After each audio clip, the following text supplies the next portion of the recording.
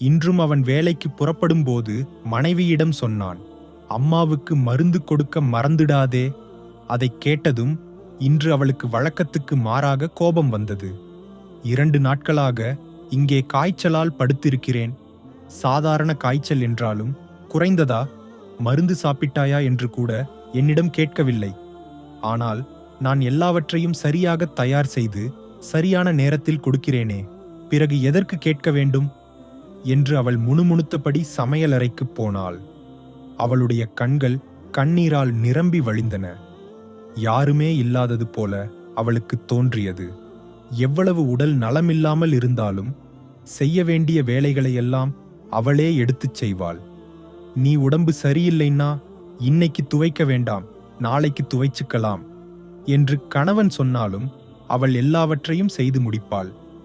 ஏனென்றால் இன்று செய்யாமல் விட்டால் நாளை 2 மடங்கு வேலை அவளுக்கு இருக்கும் என்பது அவளுக்குத் தெரியும். பல கணவர்கள் மனைவிகளுக்கு உதவி செய்யும் கதைகளை கேட்கும்போது அவளுக்கு ஆசை தோன்றும்.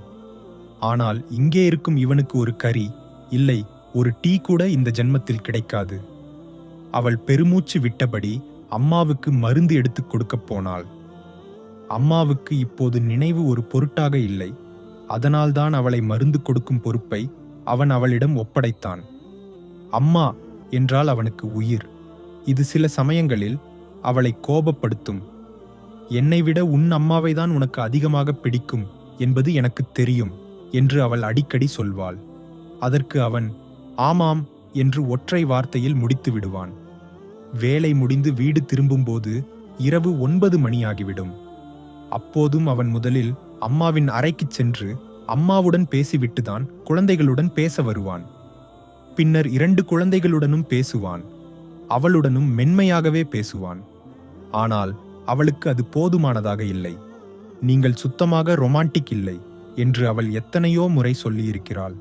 வீட்டில் ஒரு வேலையும் செய்யாதவர் என்று அவனை குத்திக் காட்டுவாள்.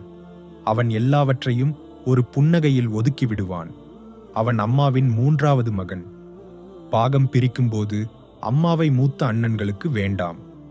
இடிந்து விழப்போகும் வீட்டையும் அம்மாவையும் அவன் மகிழ்ச்சியுடன் ஏற்றுக்கொண்டான். அவனுக்கு 2 ஆண் குழந்தைகள். பொறுப்புகள் ஒன்றுமில்லை என்று அண்ணன்கள் முடிவு செய்த போதும் அவன் சிரித்தான். நீங்கள் எனக்கு அம்மாவை கொடுத்தீர்களே, அதுவே போதும் என்று சொன்னான். ஒரு இரவு அவன் வெகு நேரம் ஆகியும் வராததால் அவள் பயந்தாள். அதே நேரத்தில் ஒரு ஆட்டோ வந்து நின்றது. அவனுடன் 2 பேர் இருந்தனர். அப்போதுதான் அவள் அவனது காலில் ஒரு கட்டை கண்டாள். அவள் அவனருகே ஓடிச் சென்றாள். பயப்படாதே அக்கா. கடையை மூடும் நேரத்தில் கண்ணாடி மோதியது. கண்ணாடி கற்றை எடுத்து வைக்கப் போன போது தவறி விழுந்து விட்டது. 3 தையல் போட்டிருக்கு, 1 வாரம் ஓய்வு எடுக்கட்டும், நாங்க போறோம் அண்ணா என்று அவர்கள் திரும்பிப் போனார்கள். அவன் படிக்கட்டுகளை ஏறி அம்மாவின் அறைக்குப் போவதை அவள் பார்த்தாள்.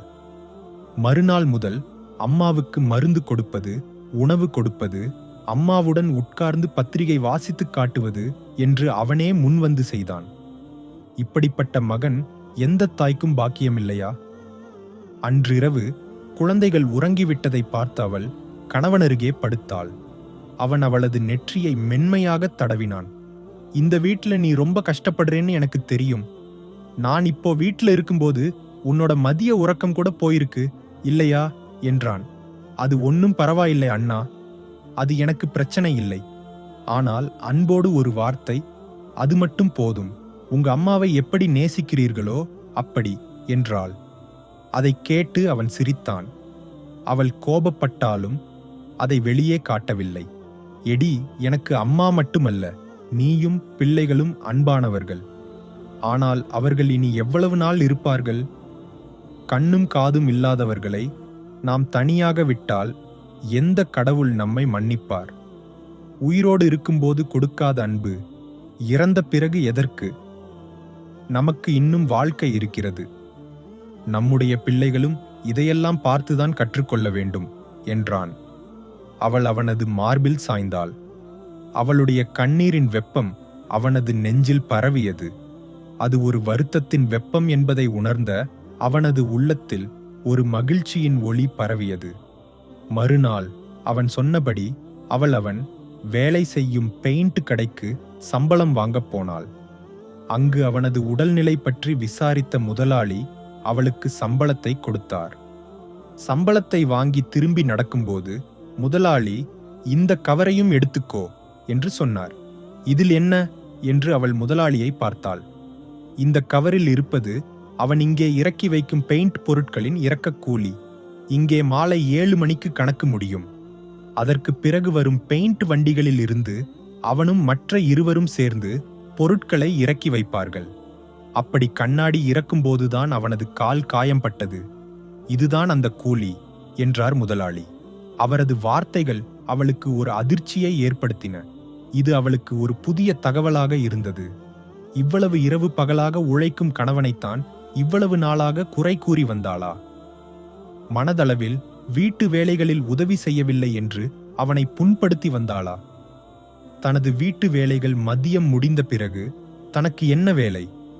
மாலை 5 மணி வரை உறக்கம். காலையில் அந்த தள்ளுமுள்ளு முடிந்தால் வெறுமனே உட்கார்ந்திருக்கிறாளே.